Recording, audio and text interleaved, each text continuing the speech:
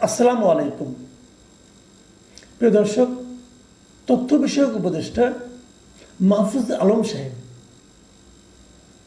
আজ আমি যখন এই কন্টেন্টটা তৈরি করছি, রেকর্ডিংটা করছি, তার ঠিক 2 ঘন্টা আগে তার ফেসবুকে একটা পোস্ট দিয়েছেন।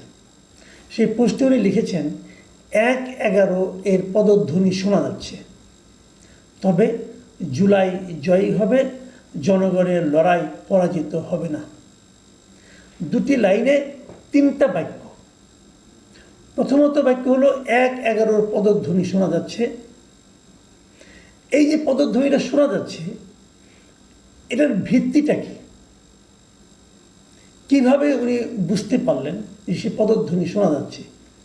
সেই পদধ্বনির শব্দটা উনি কিভাবে শুনলেন, অথবা কোন ঘটনার কারণে উপলব্ধি করতে পারলেন যে 1/11 পদধ্বনি শোনা যাচ্ছে? আচ্ছা, 1/11 জিনিসটা কি সেটা বোঝার চেষ্টা করি। 1/11-তে কি হয়েছিল? আপনাদের মনে আছে 2006 সালের নির্বাচনে, 2006 সালে যখন নাকি বিএনপির মেয়াদ শেষ হলো, তখন 2006-এর বিএনপি মেয়াদের পর তত্ত্বাবধায়ক সরকার গঠন নিয়ে একটা বিরোধ বিতর্ক তৈরি হয়েছিল।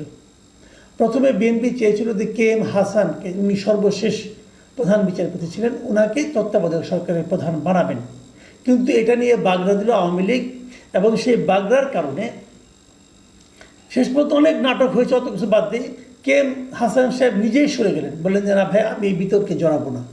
উনি চলে যাওয়ার পর এদিক সেদিক নানা রকম নাটকের পর প্রেসিডেন্ট যিনি ছিলেন ইয়াজউদ্দিন আহমেদ, তিনিই প্রধান উপদেষ্টা হলেন। উনি প্রেসিডেন্ট, উনিই প্রধান উপদেষ্টা।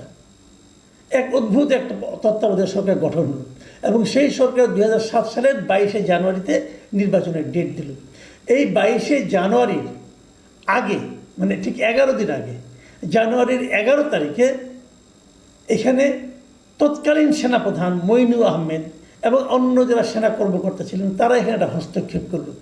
তাদের হস্তক্ষেপের কারণে প্রেসিডেন্ট হিসেবে ইয়াজউদ্দিন আহমেদ সাহেব থাকলেন, কিন্তু নতুন করে প্রধান উপদেষ্টা নিয়োগ করা হলো ফখরুদ্দিন আহমেদকে, এবং ফখরুদ্দিন আহমেদ নতুন করে একটা তত্ত্বাবধায়ক সরকার গঠন করলেন, এবং তার অধীনে একটা নির্বাচন অনুষ্ঠিত হলো। এই ছিল 1/11 কাহিনী।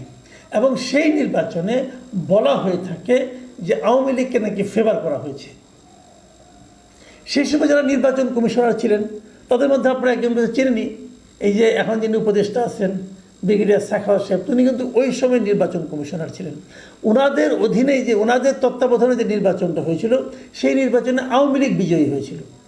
এখন যেহেতু আওয়ামী লীগ বিজয়ী হয়েছিল, এবং 1/11 ওই ঘটনার পর যখন নাকি ফখরুদ্দিন সাহেবদের তত্ত্বাবধায়ক সরকার শপথ নেয়, ওই সময় আওয়ামী লীগের সভানেত্রী উনি বলেছিলেন, শেখ হাসিনা বলেছিলেন যে এই সরকারটা হলো আওয়ামী লীগের আন্দোলনের ফসল। যাক, এগুলো হয়েছিল। তারপর যখন নির্বাচন হয়ে গেল, নির্বাচন হয়ে যাওয়ার পর এই 1/11 ঘটনার মাধ্যমে যে তত্ত্বাবধায়ক সরকার হলো, এটাকে দেখলাম আওয়ামী লীগও সমালোচনা করে, বিএনপিও সমালোচনা করে, দুইজনের সমালোচনা করে। আবার আওয়ামী লীগ ওই সরকারে যারা নাকি এই আর্মিতে যারা এই সমস্ত কাজগুলি করেছিল, তাদেরকে নানা জায়গায় ভালো ভালো পোস্টিংও দিয়েছিল। মাসুদুদ্দিন আহমেদকে ভালো জায়গায় পোস্টিং দিয়েছিল, অস্ট্রেলিয়ার রাষ্ট্রদূত বানিয়েছিল। যাক, সেগুলো পুরনো ঘটনা, পুরনো বেশি কেচ্ছা কাহিনী বলতে চাই না। তো সেই জিনিসটার পদধ্বনি এখন মাহফুজ সাহেব দেখছেন কিভাবে। তার উনি বলতে চাচ্ছেন যে এই অন্তর্বর্তী সরকারের মধ্যে এখন সেনাবাহিনী প্রভাব বিস্তার করবে, অথবা সেনাবাহিনী নতুন কোনো সরকার গঠনের পায়তারা করছে। উনি কি সেই কথা বলতে যাচ্ছেন? যদি উনি বলতে চান, বলতে পারেন, ওনার চিন্তা ভাবনা উনি জানবেন, কিন্তু সেটা ব্যাখ্যাটা কি? তারপরে এটা বলেছেন যে এই 1/11 হবে জুলাইয়ের বিপরীতে, জুলাইয়ের যে চেতনা তার বিপরীতে, যে কারণে সেই যুদ্ধে জুলাই জয়ী হবে, এবং জুলাইকে উনি জনগণের লড়াইয়ে পরাজিত হবে না। জুলাইকে উনি জনগণের, জুলাই জয় হবে জনগণ জয়ী হবে, উনি বলতে চাচ্ছেন। জনগণ এবং জুলাইকে উনি সমর্থন করে বলেছেন, দাবি করেছেন। অতি উত্তম, আমি এটা মানতে রাজি আছি, কোনো সমস্যা নাই। কিন্তু 2024-এর জুলাই আর এখনকার জুলাই কি এক? 2024-এ এই আন্দোলনের সঙ্গে জনগণের যে সম্পৃক্ততা ছিল, এখন 2025 জুলাই সেই আন্দোলনের যারা নিজেদেরকে সিপাহসালার ঘোষণা করছেন, নেতৃত্বের কৃতিত্ব দাবি করছেন, তাদের কি জনগণের উপর সেই প্রভাব আছে? অথবা উল্টা দিকে জনগণের কি তাদের উপর সেই আস্থা আছে? তারা কি আগের মতো নিবেদিত প্রাণ আছে, নাকি তারা নিজেদেরকে নিয়ে চিন্তা করছে, নিজেদের আখের গোছানোর চেষ্টা করছে এবং এটা করতে যেয়ে বারবার ধরা পড়ে নানা ধরনের ন্যাক্কারজনক ঘটনা জন্ম দিচ্ছে? মাহফুজ আলম সাহেবকে সেই বিষয়টা বুঝতে হবে। যাও, এই যে উনি দিয়েছেন এটা, এই স্ট্যাটাসটার পরে আমি দেখলাম এই স্ট্যাটাসটার মধ্যে 22,000 লোক রিয়েক্ট করেছেন, তারা রিয়াকশন দিয়েছেন, নানা রকম রিয়াকশন দিয়েছেন, 24টা কমেন্ট করেছে এবং 3,100 লোক এই স্ট্যাটাসটাকে শেয়ার করেছে। আমি একটু রিয়াকশনগুলোর ক্যারেক্টার আপনাদের একটু বোঝাতে চাই, কারণ হয় কি, রিয়াকশন যদি আপনি বুঝেন তাহলে বুঝবেন মানুষের কীভাবে মূল্যায়ন করছে। এখানে হাহারি রিয়েক্ট করেছে 12,000, লাইক রিয়েক্ট করেছে 8,400, আর কান্না রিয়েক্ট করেছে 2,300 বা অন্যান্য কিছু হয়েছে। লক্ষ্য করুন, সবচেয়ে বেশি রিয়াকশন করেছে হাহা। হাহা রিয়েক্টটাকে মানুষ আসলে নেগেটিভ অর্থে ধরে। তার মানে ওনার এই বক্তব্যটাতে অনেক মানুষের হাসি পেয়েছে। মানে এটা অনেকটা কিন্তু আনন্দের হাসি নয়, এটা অবজ্ঞার হাসি। এরকম হাসি দেওয়ার লোকের সংখ্যা বেশি হয়েছে। এখন এটা কেন হয়েছে এই ব্যাখ্যা আমি দিতে পারবো না। এবং এটা নিয়ে অনেকে প্রশ্ন করেছেন যে আপনি এটা অর্থটা আসলে কী। তখন উনি আবার ওই পোস্টের নিচে আরেকটা ব্যাখ্যা দিয়ে একটা পোস্ট দিয়েছেন এবং সেখানে উনি বলেছেন যে 1-11 পদধ্বনির কথা কেন বলছি, এটা বলে নিয়ে উনি বেশ কয়েকটা পয়েন্ট এখানে দিয়েছেন। আমি সেরকম কয়েকটা পয়েন্ট নিয়ে কথা বলব। যেমন ধরেন, উনি একটা পয়েন্ট দিয়ে বলেছেন যে পুরনো অর্থনৈতিক এবং কালচারাল বন্দোবস্ত ফিরিয়ে আনার তোড়জোড়, যার পথ ধরে আওয়ামী লীগকে ফিরিয়ে আনার পথ প্রশস্ত হবে। এটা কিন্তু একদম, আমি কিন্তু এটাকে ভুল বলছি না, বাট এখানে একটু আমার কাছে মনে হচ্ছে যে এই যে বললেন যে পুরনো বন্দোবস্ত ফিরিয়ে আনার তোড়জোড় হচ্ছে, এই জায়গাটাতে আমার আপত্তি। তোড়জোড়টা কে করছে? আসলে তোড়জোড় কিন্তু দেখেন, তোড়জোড় করার মতো লোক খুব বেশি একটা নাই। এই যে হচ্ছে যে নতুন বন্দোবস্তের কথা বলে আপনারা এসেছেন, কিন্তু মাথায় রাখবেন, সে নতুন বন্দোবস্তের গত 1 বছরে আপনারা কী দেখাতে পেরেছেন বলেন তো? একটা বছর আপনারা এখানে নতুন বন্দোবস্ত দেখানোর জন্য সময় পেয়েছেন, একটা ছোটোখাটো একটা দেখাতেন। আপনি কি দেখাতে পেরেছেন? আপনি কিছুই দেখাতে পারেন নাই। আপনি পার্ট অফ গভর্নমেন্ট হয়েছেন, সরকারের অংশ হয়েছেন, সরকারের অংশ হয়ে আপনি নতুন কি দেখাতে পেরেছেন?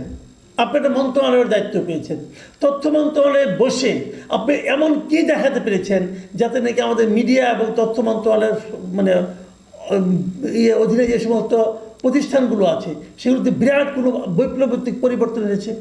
আপনি কি পেরেছেন? আপনি কিচ্ছু পারেননি। আপনার কলিগরা কী পেরেছে? তারাও নতুন কিছুই দেখাতে পারেনি।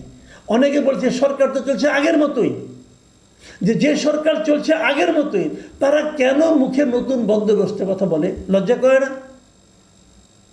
আবার এখন নিজেরা পারছেন না, অন্যের উপর তার অজুহাত দিচ্ছেন, অন্যের উপর দোষ চাপাচ্ছেন। কার উপর দোষ চাপাচ্ছেন? বায়বীয় কোনো শক্তির উপর দোষ চাপাচ্ছেন আপনি। এটা আপনারা যদি ভালো কিছু করতেন, জনগণ আপনাদেরটাই গ্রহণ করত। উনি আরেক জায়গায় বলেছেন, ক্ষমতার দ্বন্দ্বে দলগুলো নিয়ে জনগণের মধ্যে আস্থাহীনতা তৈরি এবং বিরাজনীতিকরণের পুরাতন প্রচেষ্টা। এটা ঠিক, এটা আমি মানি যে জনগণের মধ্যে কিন্তু একজন আস্থাহীনতা তৈরি হয়েছে এবং বিরাজনীতিকরণের একটা প্রচেষ্টা দেখা যাচ্ছে। কিন্তু আমি যদি জিজ্ঞাসা করি এই বিরাজনীতিকরণের প্রচেষ্টাটা কে করছে, আমি তো এর জন্য দায়ী করবো আপনার সরকারকে।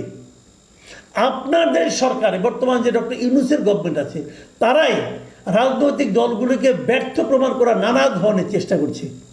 এই যে রাজনৈতিক দলগুলির বিরুদ্ধে অভিযোগ হচ্ছে যে তারা বিভিন্ন জায়গায় চাঁদাবাজি করছে, দখল করছে, অমুক করছে, তমুক করছে, কেন এটা সরকার ফেরাতে পারে না?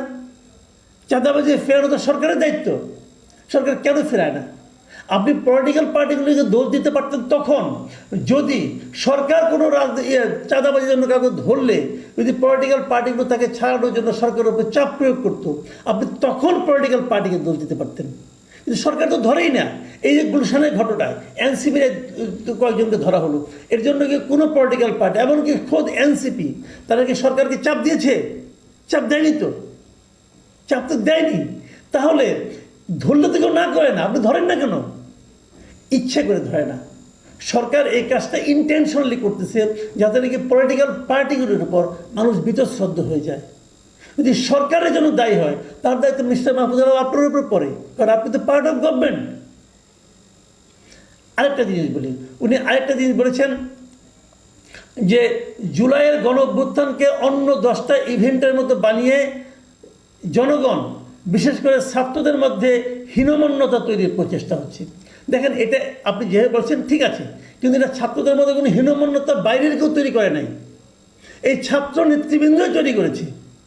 এই এনসিপি, বৈষম্যবিরোধী ছাত্র আন্দোলন, এরা যারা আছে এরাই এদের যে নেতৃত্ব, সেই নেতৃত্বের লোভ, দুর্নীতি এবং ব্যর্থতার কারণে এই হীনমন্যতা এবং এই বৈষম্য তৈরি হয়েছে। আপনি রিয়াদ এবং তুষারের ঘটনা ধরেন, যে সংগঠনে রিয়াদের মতো চাঁদাবাজ আছে, যে সংগঠনে তুষারের মতো ব্যক্তি আছে যার বিরুদ্ধে নারীরা হেনস্থার অভিযোগ করে, সেই সংগঠনে কি আমি আমার সন্তানকে পাঠাবো? কেউ পাঠাবে? পাঠাবে না তো। তুষারের বিরুদ্ধে কী অ্যাকশন নিয়েছে এনসিপি?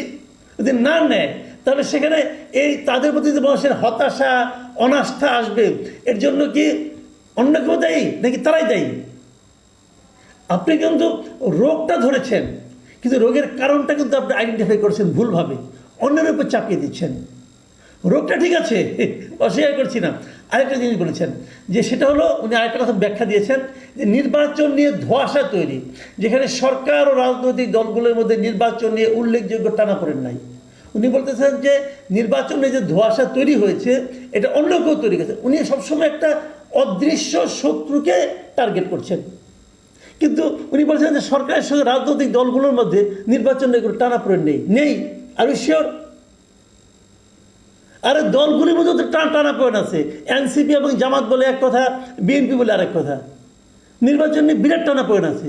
বিএনপি নির্বাচন প্রথম চেয়েছিল ডিসেম্বরে, সেটা ঠেলে ঠুলে নিয়ে গেছে ফেব্রুয়ারিতে, এখন শুনি ফেব্রুয়ারিতেও হবে না। তো এইটা টানাপোড়েনগুলো কি একদম নেই? সরকার নির্বাচনের ডেট ঘোষণা করে দিলেই পারে, দেয় না কেন?